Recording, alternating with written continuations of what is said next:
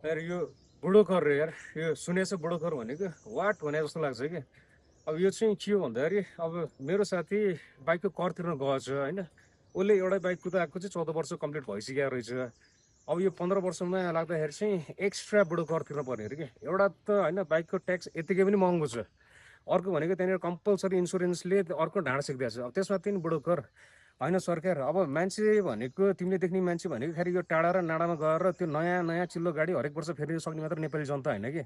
यसरी होइन एउटै बाइक 14 15 20 वर्षसम्म कुदाउने मान्छेहरू पनि छन्। अब तिनीहरूले यो रहर भएर कुदा होला र त्यो 14 15 वर्षसम्म एउटै बाइक होइन पेइङ क्यापेसिटी पर्चेसिङ क्यापेसिटी नभएर कुदाएको हो कि। यो कुरा बुझिदिनु पऱ्यो कि। यता नि भार थप्दैछ उता नि भार थप्छ, यो भारै भार चाहिँ थपिदिनु भएन कि। 15 वर्षसम्म कुदाएको छ उसको बाइक फिट एन्ड फाइन छ, हरेक स्मुथली रन भइरहेछ भने त्यसमा एक्स्ट्रा कर थपेर किन एक्स्ट्रा भार किन दिन्छ सरकार। अब यस्तो यस्तो कुराहरू चाहिँ भएन कि। त्यही भएर तिमीलाई करे सरकार भने हो कि अहिले यार वाक्क लाग्छ, यस्तो कुरा सुन्दाखेरि नि वाक्क लाग्छ कि। यस्तो कुरा चाहिँ बन्द गरिदिउँ न सरकार, कहीँ त राहत देऊ यार।